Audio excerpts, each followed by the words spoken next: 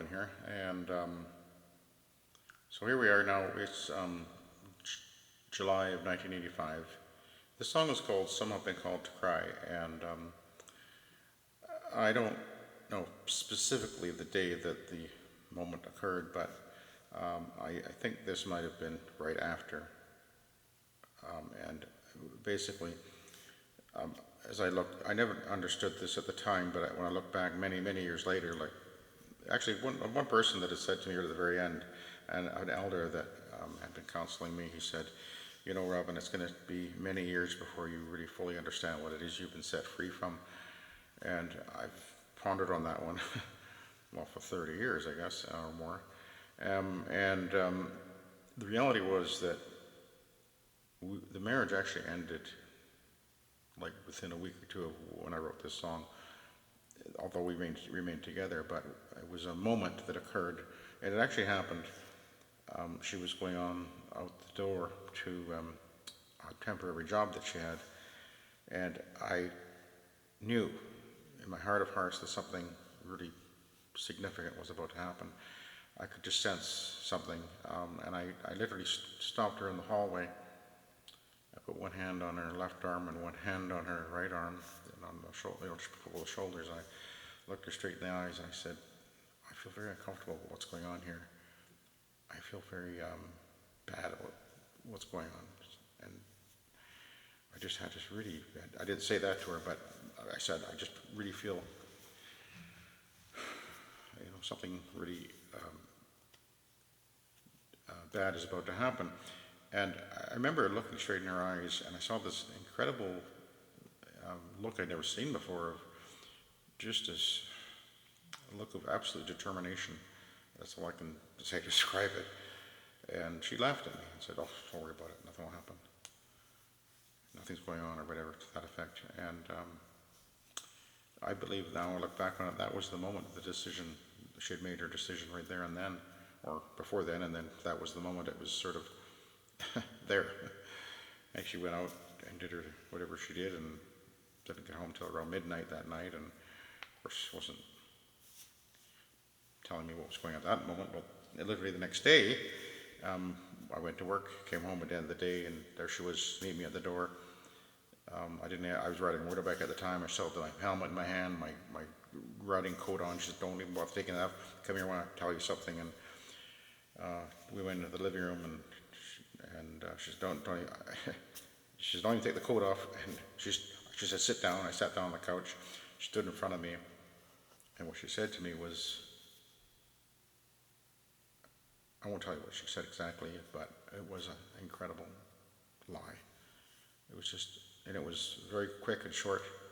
And as the words came out of her mouth, I guess maybe, and what happened, I think, as I had what you call cognitive dissonance, because I think I knew deep in my heart what had really happened, but what she said was a horrible thing anyway, but yet I knew it was a horrible lie.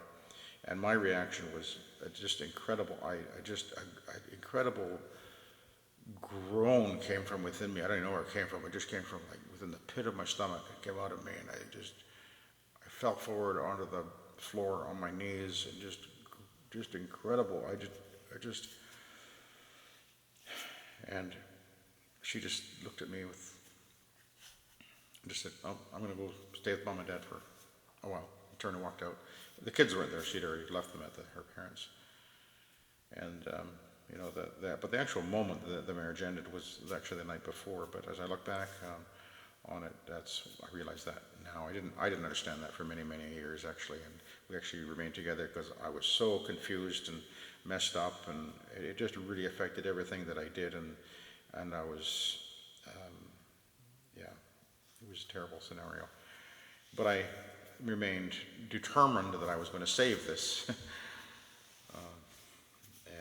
Obviously I couldn't, and even though sometimes you try to hold on to things too tight, remember? Don't hold on too tight. I should have right there and then, but I didn't know. What I was told was, and I know that her parents were well in on this too, and in fact I know now, looking back, that they at that point understood the reality of the situation. No, I didn't. and they enacted Plan B, which came to its fruition a few years later, but it wasn't convenient for that to happen at that moment. But anyway, so let's sing. I'll sing the song. It's called "Some Have Been Called to Cry." It was written July 25th, 1985.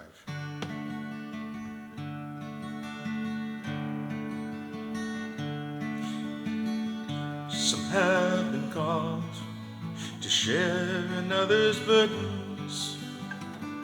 Some have been called to cry.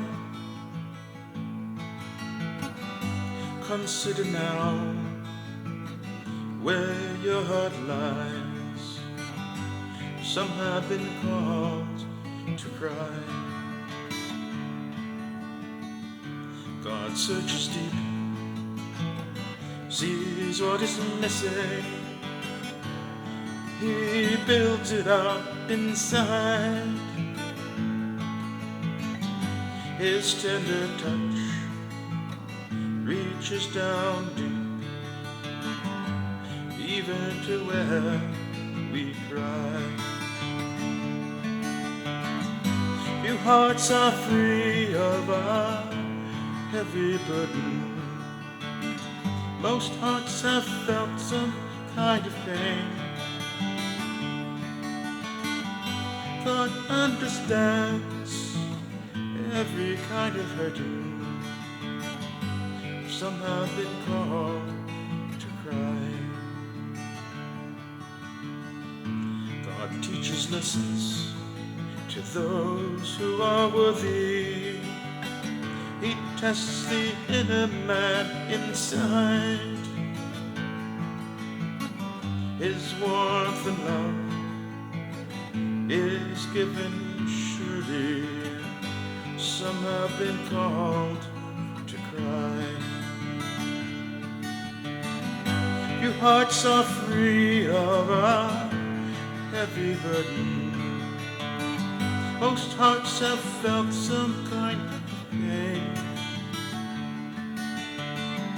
God understands every kind of hurting. Some have been called to cry. Be reassured, God has not forgotten.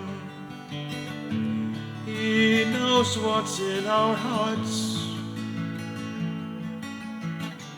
He softly warms, He gently soothes all the tender parts.